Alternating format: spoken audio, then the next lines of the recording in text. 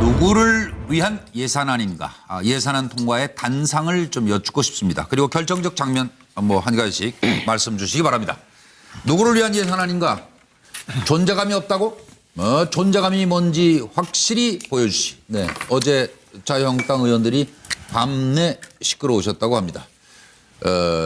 그리고 한솥밥 먹던 사이니까 요거는 이제 박홍근, 권은희 이렇게 원내수석 부대표죠. 민주당, 국민의당 이렇게 주고받은 내용이 이제 공개가 되면서 이것이 이면 합의 논란을 지금 불러오고 있는데요. 네. 그리고 이영호 정책위 의장은 춘창과 임실 50년 먹은 숙제를 풀기 위해 기재부와 담판을 벌이고 있습니다. 이래가지고 기재부 담당 예산국장이 힘들다고 고개를 흔들길래 제가 그렇다면 예산 합의를 통째로 깨버리겠다 이렇게 압박을 했더니 바로 SOC 예산이 1조 3천억 증액, 1조 3천억으로 증액, 기초연금 아동수당 감액 이걸 이제 끌어냈다 이런 말씀인 것 같아요. 반응은 이렇습니다. 청와대는 늦었지만 통과 다행이다. 민생에 쓰이도록 최선을 다하겠다. 김동연 부총리 공무원 증원 9,475명 이건 제 아이디어예요. 정우택 원내대표가 지금 많이 힘드시겠죠? 이렇게 얘기했더군요. 내가 순진해서 당했다. 이 내용도 잠시 후 살펴드리겠습니다. 그리고 국민들은 일 제대로 하는 의원 세비도 좀 삭감하라 이런 얘기가 들리지 않으세요? 들어보시죠. 8시부터 지금 2시간이라 2시간밖에 안 돼요. 오전 11시부터 밤 지금 들어오세요. 들어오시다. 아이 그렇게 말씀하지 마시고 11시간 동안 시간 드렸으면 됐지. 11시간 동안 뭐 하셨냐고요. 그 여러분들 주장이 옳지 않아요.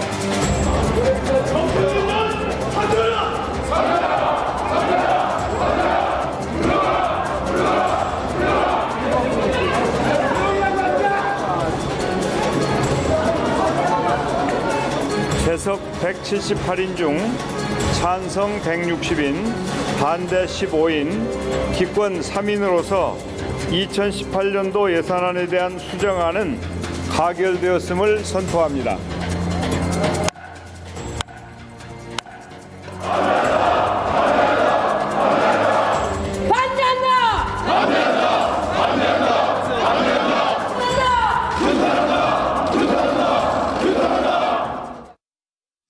일단 국회의원은 좀 체력이 있어야 할 것 같아요. 네. 김영주 의원님 어떠셨어요?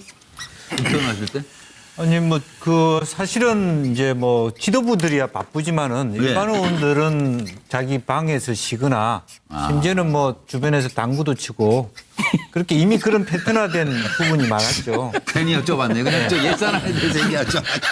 그러니까 당구 치다 오신 분도 있을 것 같다. 있을 거고 식사하다 오신 분도 있고 모여라 그럼 모이시고. 그래서 그거보다는 그래도 국회 선진화법이 통과되면서부터는 상당히 많이 타이트해진 거죠. 예. 그래서 실제로 항상 말하자면 2004년 이후로는 12시 정각 이전에 끝나지는 않았지만 30분이나 몇 시간 늦었지만 말하자면 12월 3일 새벽 정도는 통과됐는데 그거보다 한 3일 늦게 통과가 됐습니다. 저는 어쨌든 8일 날 정기국회가 마감되기 전까지 될 수 있다는 측면에서 그동안에 상당히 통과될 예상하고 있었는데 사실은 자유한국당이 그런 부분에 대한 셈법이 모자랐던 것 같아요. 그리고 당내 지도부의 리더십도 갈팡질팡하면서 사실은 시간만 길게 늦췄지 아무것도 받아내지 못한 결과적으로는 그런 측면이 있었고 국민의당은 어쨌든 자기 지역구 예산을 따내지 않았습니까? 이제 최종적으로 그런 면에서 실제적으로 그렇지만 볼성 사나운 장면을 많이 연출한 것도 사실이거든요. 이제 그렇기 때문에 이런 과정 속에서 각 당의 말하자면 실력, 본질이 많이 드러났다. 이렇게 볼 수 있을 것 같습니다. 당구 치다가 오셨었나요? 차명진 전 의원? 네, 김영주 의원은 그래서 사람들이 기억을 안 하잖아요.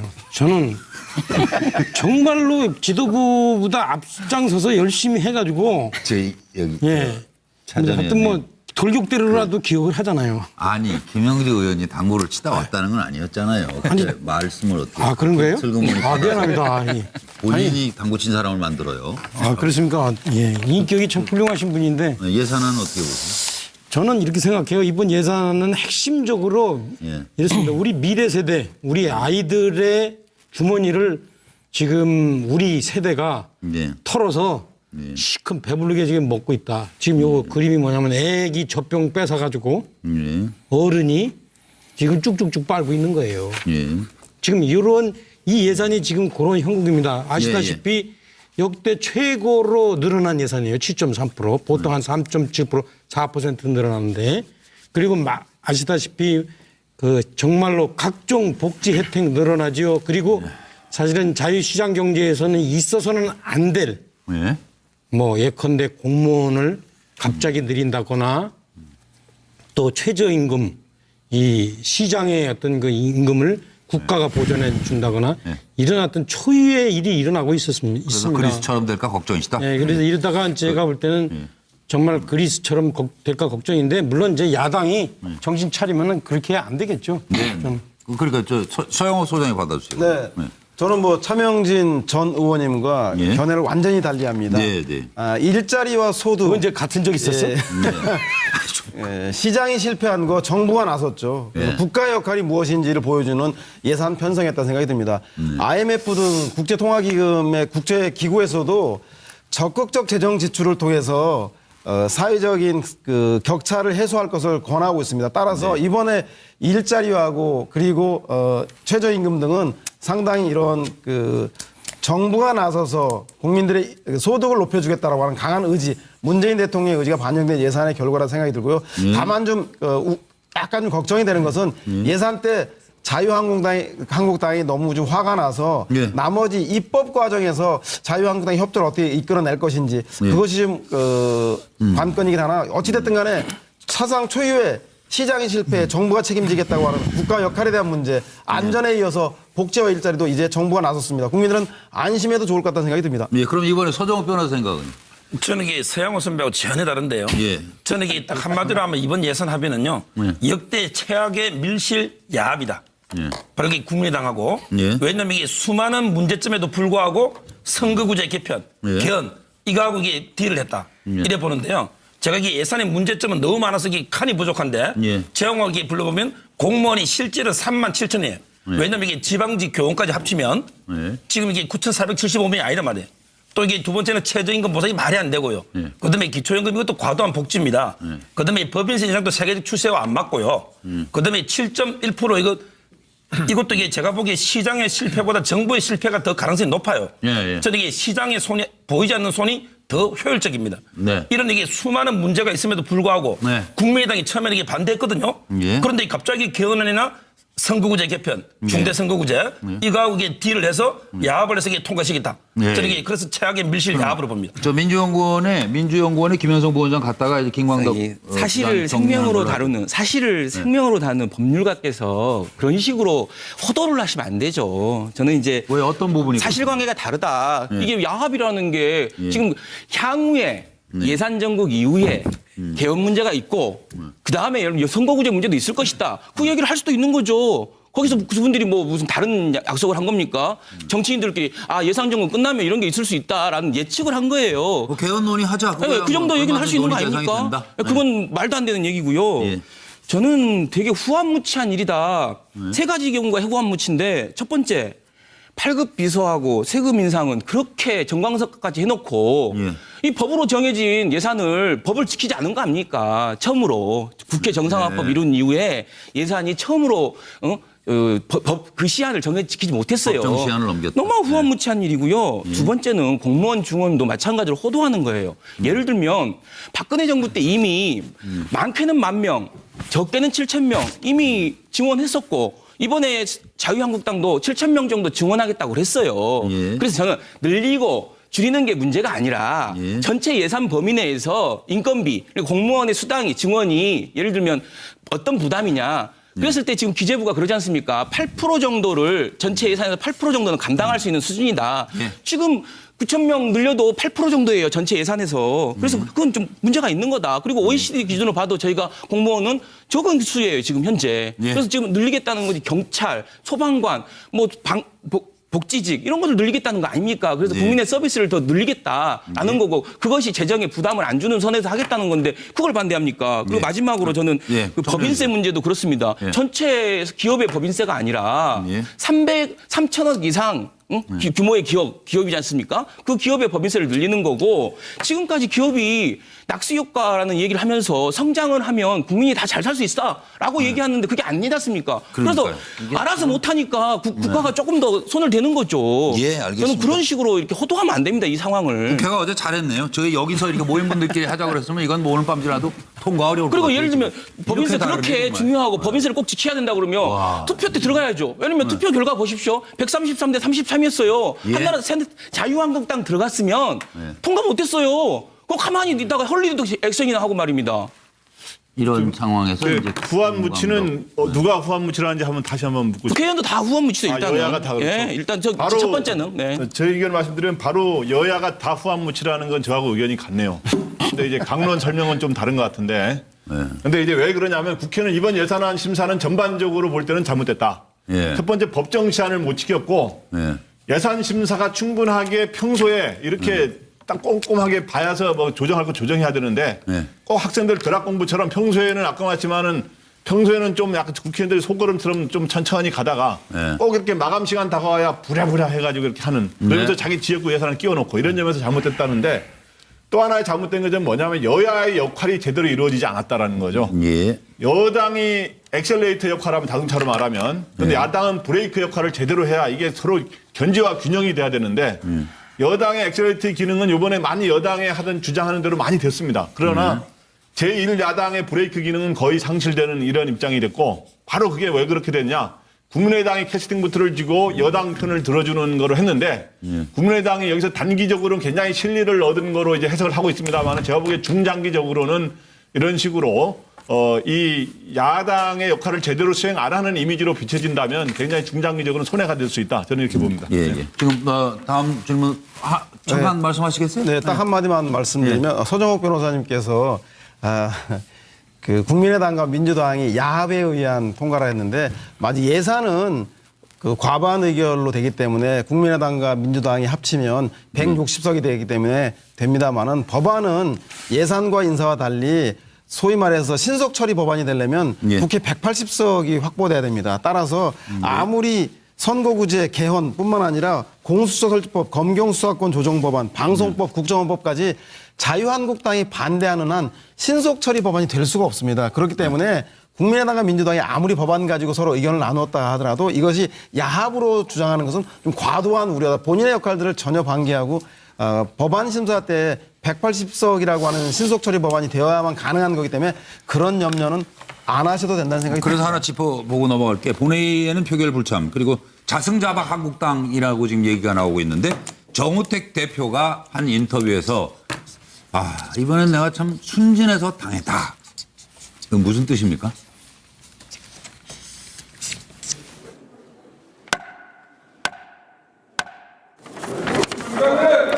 8시부터 지금 2시간 기다 2시간밖에 안 기다리시냐는 분 있습니까? 오전 11시부터 밤 여당 출신이라 여당 먼저 들어가고 아니 정의당 의장 지금 들어오세요. 들어오시라고. 그렇게 말씀하지 마시고 11시간 동안 시간 드렸으면 됐지. 아니 왜 중에 도중에 가는 데가 없었어요? 11시간 동안 뭐 하셨냐고요. 그 여러분도 부장이 오지 않아요. 아니 그럼 언제까지 기다립니까? 참나 기가 막혀. 이게 무슨 짓이에요? 예?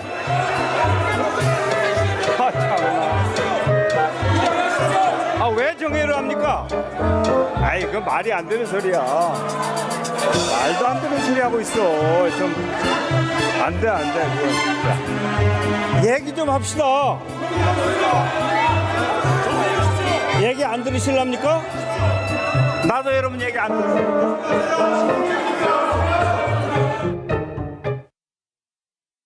이것은 결국 공무원 수 증원 문제하고 예. 또 법인세 인상 문제가 제가 끝까지 합의를 보지 못하고 반대했던 입장 아닙니까? 예. 근데 나머지는 거의 대충 합의가 봤어요. 그래서 이제 이걸 갖고 의원총회에 가서 언제 이것을 최종 추인을 어떻게 할 거냐 이것을 하기 위해서 잠정 합의를 한 것이었습니다. 근데 이제 제가 또 뭐 좀 순진한 점도 있겠죠. 이것을 이제 저는 그렇게 분명히 그것을 얘기를 했는데 저쪽 두 당에서는 이걸 이제 이미 합의본 최종이다 이런 식으로 언론 플레이를 한 것 같아요. 제가 얘기할게요. 먼저 하세요.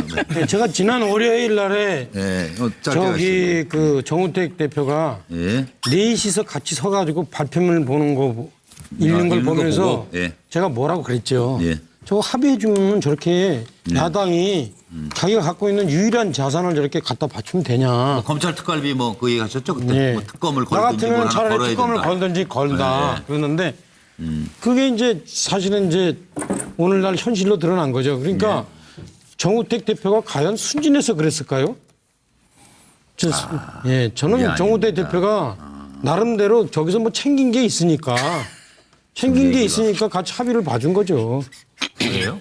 그럼요. 그거는 좀 듣기에 따라서 좀 오해가 있을 수 있네요. 그런데 제 그림 보세요. 확실하진 않으니까 그거는. 그림 보세요. 그러니까 정우택 그런 대표 의심을 할 수 있다 이런 말씀이시죠? 그러니까 순진한 건데 네. 받아내는 것에 대해서 네. 너무 조금 받아내고선 그럼 같이 읽어준 측면에서는 그러면 순진하다고 보는 건데 네. 제가 볼 때 이 나라거든 이 뽑아먹는데 지금 여야가 지금 다 그냥 다 한가득씩 하는 거예요 지금. 정우택 대표도 제가 볼 때는 그거를 자기가 그럼 제대로 그럼 받든지 그 정도 하시면 전달이 된 것 같아요. 그리고 김광덕 부장은 일단 민주당하고 이제 국민의당이 이렇게 소위 이제 지금 한국당에서는 밀실자업이라고 표현하고 있는데 밀실자업인지는 모르겠습니다만은 이 선거구제 문제하고 이제 호남 지역의 사회간접자본 SOC 예산 이런 걸 고려를 해가지고 이렇게 철석같이 이렇게 협조할 거라고는 아마 예상을 못한 것 같아요. 그 정도까지. 그래서 한국당은 완전히 무력화되는 이런 상황이 됐는데 그러한 상황 아까 말씀한 최종 합의된 거 아닌데 언론 플레이를 했다 그렇게 말하면서 이 말을 했지만 어떤 그 두 당의 손잡으니까 진짜 아무런 역할도 할 수 없는 사실은 제1야당이 지금 116석이거든요. 116이 과거에 반대하고 만약에 본회의 불참하면 과거에는 이렇게 제2야당이 협조해 주는 일이 없으면 과거에는 사실 처리를 못해요. 강행 처리하는 게 엄청난 부담을 느끼거든요. 근데 지금 제2야당이 협조적으로 표결을 해버리면은 아무런 소리도 못하는 그러한 구조에 대한 어떤 안타까움 그런 거에 대한 무력감을 표시한 게 아닌가 생각이 됩니다. 네, 김영주 전 의원님. 사실은 정우택 원내대표가 굉장히 많이 지금 당황하신 것 같아요. 본인이 그야말로 일정하게 처음에 생각했을 때 이 정도는 어쩔 수 없이 수가 안 되기 때문에 실제로 어느 정도 합의를 하면서 얻어내야 된다고 생각하는데 그걸 당에다 풀어놓으니까 전혀 그것이 먹히지 않으니까 전략적 실패와 리더십의 구제가 엮여나가는 거죠. 그러니까 그것이 안 되는 부분을 다시 장제원 수석 대변인이 와서 그것을 억지로 해명을 하니까 국민들도 납득할 수 없는 수준에 빠진 겁니다. 합의한 것인데 그것은 조건부였다라고 하는 부분인데 실제로 언론 플레이를 했다고 얘기하지만 그것도 실력이거든요. 사실은 짧은 시간 내에 일정한 한 시간 내에 하루 안에 말하자면 여당으로서는 어떤 방법을 통해서라도 사실은 그 비판을 당하면서도 통과해야 되는 부분이 있기 때문에 그런 면에서 전략 부재와 리더십 부재가 그야말로 드러난 그런 부분에 대해서 본인이 굉장히 당황하고 황당해하고 있지 않나 그렇게 생각합니다. 소정호 변호사 생각은? 저는 이게 아마 세 가지 의미로 그분이 그런 말 한 것 같은데요. 일단 이게 그분의 액면 그대로 말을 들어보면 바로 이게 잠정 합의에 불과했는데 저쪽에서 이게 언론 플레이를 통해서 최종 합의가 된 것처럼 따라서 이게 국민의 여론이 좀 불리해져 버렸잖아요. 여기에 이제 순진해서 당했다는 그분이 직접 한 해명이고요. 저는 이게 플러스 두 개가 더 있는 게 아마 이게 그분의 생각은 국민의당 대한 배신감이 훨씬 클 것 같아요. 왜냐하면 이게 국민의당도 처음에는 공무원 정원, 또 이게 최저임금 보상, 또 이게 수당 인상 이걸 다 반대했었거든요. 그런데 갑자기 아무런 명분 없이 바로 이게 호남 예산하고 그다음에 선거구제 개편을 딜을 해서 이렇게 통과시키니까 국민의당이 대한 이게 명분 없는 해군에 대해서 순진해서 당했다. 이게 있고요. 마지막으로 이게 국회의장이 나섭섭한. 왜냐면 이게 의원총회 하니까 좀 기다려달라 했는데 미리 이게 시간 통과했다고 그대로 강행했는데 물론 이게 들어갔다 해서 제가 보기에 법인세 인상을 막을 수 있을지는 몰라요. 왜냐면 이게 또 들어가면 또 국민의당이나 찬성할 수도 있기 때문에 결과는 모르지만 들어가서 이게 싸웠으면 최소한 이게 법인세 인상은 외관상 표결을 보면 막을 가능성도 일부는 있었거든요. 따라서 이게 국회의장에 대한 섭섭함 이 모든 게 다 포함돼서 내가 순위를 당에 때려본 것 같아요. 근데 좀 미안한데요. 한마디만 할게요. 국회의장은 11시간 기다렸다는데 잠깐만. 기가 막히다는데 예. 이거 뭐. 잠정 합의하면은요. 저도 해봤어요. 그 여야 합상. 잠정 합의하면요. 넥타이 탁 메고 발표면 딱 가지고선 쫙 나란히 서서 언론 앞에서 발표 안 해요. 잠정 합의하면요. 자기네 의총 가서 확실하게 추인을 받아야기 때문에 우리 그때 가서 발표하자 그렇게 하는 겁니다. 근데 저는 도대체 이해가 안 가요. 원내대표를 처음 해보니까. 잠정 합의했다 놓고서 이렇게 발표하는 게 가능합니까? 그러니까. 이거는 실제 제가 볼 때는 그 정도 하시면 될 거예요. 예. 저 화면 보세요. 저는 저런 잠정 합의는 있을 수 없어요. 저거는. 400명으로 한다. 네, 제가 추가하자면 저는 뭐 순진해서 당했다. 제가 볼 때는 그 패자는 말이 없는데 말도 안 되는 얘기고요. 저는 자유한국당의 원내 전략이 부재한 거 아니냐 싶은 생각이 듭니다. 오랜만에 우원식 원내대표가 국민의당을 파트너로 삼기 위해서 오랫동안 준비를 했어요. 그래서 KTX 무한까지 연장하는 예산안을 합의하고 그렇게 준비를 해왔는데 이미 그래서 예산안은 아시다시피 과반 의결만 되면 통과가 가능하기 때문에 160석을 확보해 놨습니다. 그러면 자유한국당은 이번 그 원내 그 예산 싸움에서는 패배할 걸 분명하기 때문에 명분 있는 패배를 준비했어야 됩니다. 따라서 본인들의 소신과 가치 보수 정당이 지켜야 될 원칙이었던 공무원 증원이라든가 그리고 최저임금 문제, 법인세 문제에 대해서는 질 줄 알지만 소신과 가치를 가지고 원칙 있게 대했어야 되는데도 불구하고 이번에는 잠정 합의도 하지 말고. 그렇죠. 명분도 잃어버리고 실리도 잃어버리고 보수 정당의 가치까지 훼손해버렸기 때문에 도대체 이런 그 예산 합의를 왜 했는가 좀 이해가 잘 안 됩니다. 그렇지. 자유한국당 아니시잖아요. 그러니까 야당의 입장에서 보자면 그렇답니다. 다른 쪽에서 보면 더 잘 보인다 그 얘기고. 김현성 부원장 조금 서둘러서 가겠습니다. 예, 순진함의 뜻이 좀 바뀌어야 할 것 같아요. 되게 순발력의 진수 같습니다. 제가 보니까 순진함은 지금 보니까 적반하장이라는 생각이 들고요. 이번 사안에 대해서는 원내대표라면 이미 이게 예를 들면 하늘에서 뚝 떨어진 아닙니까?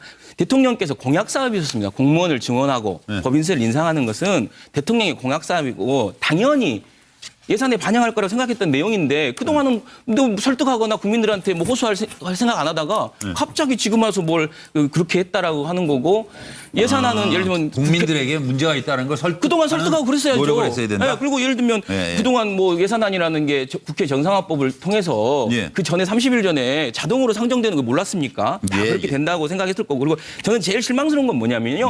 그렇게 절박하게 지켰어야 되고 그렇게 문제가 있다고 생각했다라면 오늘 신문에 보니까 어제 의총하다가 갑자기 뭐 그 원내대표 출마한다고 술마 선언식에 우르르 가고 그것이 완전히 좀 그 의총장이 완전히 이게 막 반이 다 없어 사라지고 뭐 그랬다잖아요. 뭐 그렇게 절박하신 분들이 그러면 됩니까? 그것도 절박하니까 그러겠죠. 벌써 6시 34분을 넘어가네요. 박근혜 정권 때 정말 막강했던 실력자죠. 그리고 경제 살리겠다고 초이노믹스를 부르짖었던 최경환 의원은 무엇이 그렇게 억울한지 살펴드리겠습니다. 누구를 위한 예산안인가? 예산안 통과의 단상을 좀 여쭙고 싶습니다. 그리고 결정적 장면 한 가지씩 말씀 주시기 바랍니다. 누구를 위한 예산안인가? 존재감이 없다고?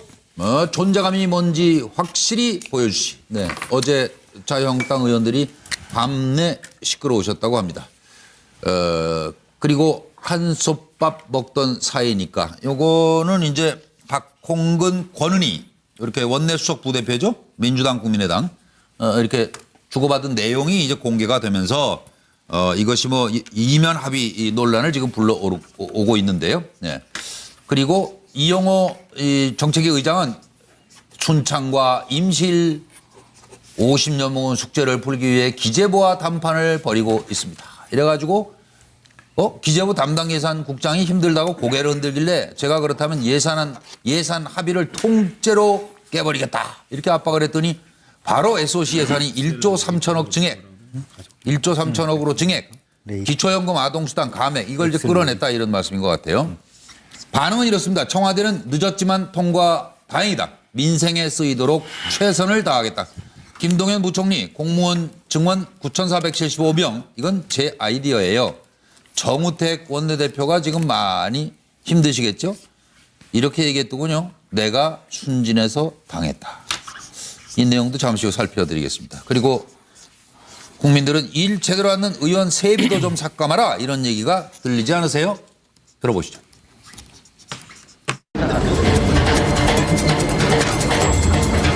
8시부터 지금 2시간 기다 2시간밖에 안 기다리시냐?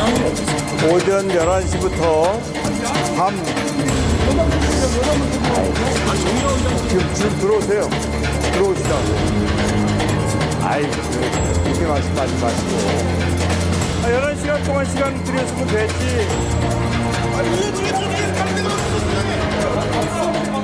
11시간 동안 뭐 하셨냐고요. 그 여러분들 주장이 옳지 않아요.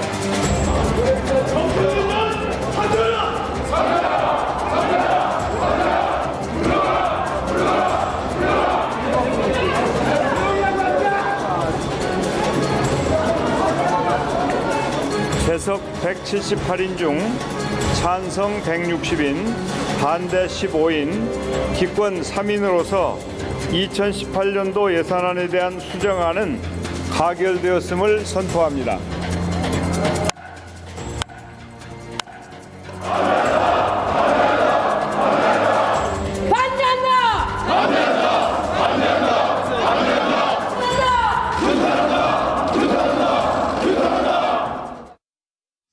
일단 국회의원은 좀 체력이 있어야 할 것 같아요. 네. 김영주 의원님 저 어떠셨어요?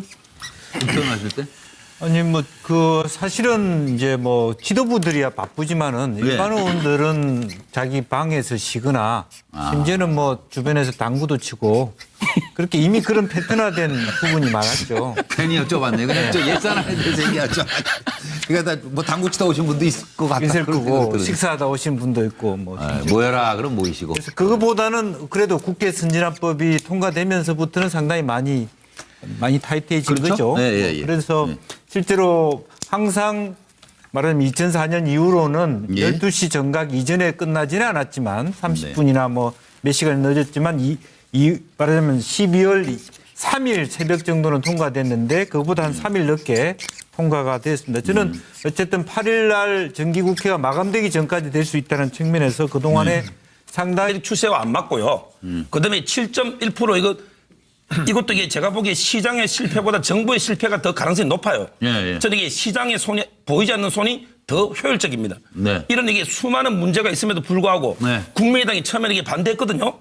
그런데 갑자기 개헌안이나 선거구제 개편, 중대선거구제 이거하고 이게 딜을 해서 야합을 해서 이게 통과시키겠다. 저는 그래서 최악의 밀실 야합으로 봅니다. 저 민주연구원에 김현성 부원장 갔다가 이제 김광덕 사실을 생명으로 다루는 법률가께서 그런 식으로 호도를 하시면 안 되죠. 저는 이제 왜 어떤 부분이 사실관계가 다르다. 이게 야합이라는 게 지금 향후에 예산 정국 이후에 개헌 문제가 있고 그다음에 선거구제 문제도 있을 것이다. 그 얘기를 할 수도 있는 거죠. 거기서 그분들이 무슨 다른 약속을 한 겁니까? 정치인들끼리 예산 정국 끝나면 이런 게 있을 수 있다라는 예측을 한 거예요. 개헌 논의하자. 그 정도 얘기는 할 수 있는 거 아닙니까? 그건 말도 안 되는 얘기고요.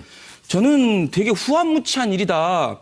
세 가지 경우가 후한무치인데 첫 번째 8급 비서하고 세금 인상은 그렇게 정광석까지 해놓고 이 법으로 정해진 예산을 법을 지키지 않은 거 아닙니까? 처음으로 국회 정상화법 이룬 이후에 예산이 처음으로 그 시한을 지키지 못했어요. 법정 시한을 넘겼다. 너무 후한무치한 일이고요. 두 번째는 공무원 중원도 마찬가지로 호도하는 거예요. 예를 들면 박근혜 정부 때 이미 많게는 10,000명, 적게는 7,000명 이미 증원했었고 이번에 자유한국당도 7,000명 정도 증원하겠다고 그랬어요. 그래서 저는 늘리고 줄이는 게 문제가 아니라 전체 예산 범위 내에서 인건비, 그리고 공무원의 수당이 증원이 예를 들면 어떤 부담이냐. 그랬을 때 지금 기재부가 그러지 않습니까? 8% 정도를 전체 예산에서 8% 정도는 감당할 수 있는 수준이다.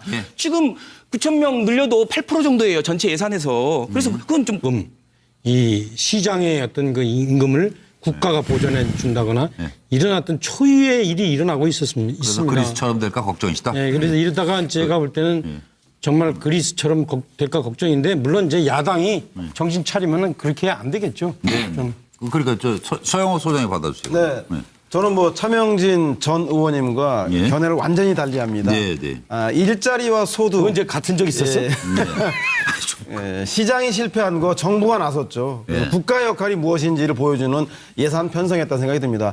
IMF 등 국제통화기금의 국제기구에서도 적극적 재정 지출을 통해서 사회적인 그 격차를 해소할 것을 권하고 있습니다. 따라서 이번에 일자리하고 그리고 최저임금 등은 상당히 이런 그 정부가 나서서 국민들의 소득을 높여주겠다라고 하는 강한 의지, 문재인 대통령의 의지가 반영된 예산의 결과라 생각이 들고요. 다만 좀 약간 좀 걱정이 되는 것은 예산 때 자유한국당이 너무 좀 화가 나서 나머지 입법 과정에서 자유한국당이 협조를 어떻게 이끌어낼 것인지 그것이 좀 관건이긴 하나 어찌됐든 간에 사상 초유의 시장의 실패에 정부가 책임지겠다고 하는 국가 역할에 대한 문제, 안전에 이어서 복지와 일자리도 이제 정부가 나섰습니다. 국민들은 안심해도 좋을 것 같다는 생각이 듭니다. 그럼 이번에 서정욱 변호사 생각은? 저는 이게 서영호 선배하고 전혀 다른데요. 저는 이게 딱 한마디로 하면 이번 예산 합의는요. 역대 최악의 밀실 야합이다. 바로 이게 국민의당하고 왜냐하면 이게 수많은 문제점에도 불구하고 선거구제 개편, 개헌 이거하고 이게 딜을 했다. 이래 보는데요. 제가 이게 예산의 문제점은 너무 많아서 이게 칸이 부족한데 재용하게 불러보면 공무원이 실제로 37,000이에요. 왜냐하면 이게 지방직 교원까지 합치면 지금 이게 9,475명이 아니란 말이에요. 또 이게 두 번째는 최저임금 보상이 말이 안 되고요. 그다음에 기초연금 이것도 과도한 복지입니다. 그다음에 법인세 인상도 세금 통과될 예상하고 있었는데 사실은 자유한국당이 그런 부분에 대한 셈법이 모자랐던 것 같아요. 그리고 당내 지도부의 리더십도 갈팡질팡하면서 사실은 시간만 길게 늦췄지 아무것도 받아내지 못한 결과적으로는 그런 측면이 있었고 국민의당은 어쨌든 자기 지역구 예산을 따내지 않았습니까? 이제 최종적으로 그런 면에서 실제적으로 그렇지만 볼성 사나운 장면을 많이 연출한 것도 사실이거든요. 이제 그렇기 때문에 이런 과정 속에서 각 당의 말하자면 실력, 본질이 많이 드러났다. 이렇게 볼 수 있을 것 같습니다. 당구 치다가 오셨었나요? 차명진 전 의원? 네, 그 김용주 의원은 그래서 사람들이 기억을 안 하잖아요. 저는 정말로 지도부보다 앞장서서 열심히 해가지고 저희 여기 하여튼 뭐 돌격대로라도 기억을 하잖아요. 아니 김영주 의원이 당구를 치다 왔다는 건 아니었잖아요. 아니 말씀을 어떻게? 그런 거예요? 슬그머니 미안합니다. 본인이 당구 친 사람을 만들어요. 그렇습니까? 인격이 참 훌륭하신 분인데. 예산은 어떻게 보세요? 저는 이렇게 생각해요. 이번 예산은 핵심적으로 이렇습니다. 우리 미래 세대, 우리 아이들의 주머니를 지금 우리 세대가 털어서 시큰 배부르게 지금 먹고 있다. 지금 요 그림이 뭐냐면 애기 젖병 뺏어가지고 어른이 지금 쭉쭉쭉 빨고 있는 거예요. 지금 이런 이 예산이 지금 그런 형국입니다. 아시다시피 역대 최고로 늘어난 예산이에요. 7.3%. 보통 한 3.7%, 4% 늘어나는데 그리고 아시다시피 그 정말로 각종 복지 혜택 늘어나지요. 그리고 사실은 자유시장 경제에서는 있어서는 안 될 뭐 예컨대 공무원을 갑자기 늘린다거나 또 최저임금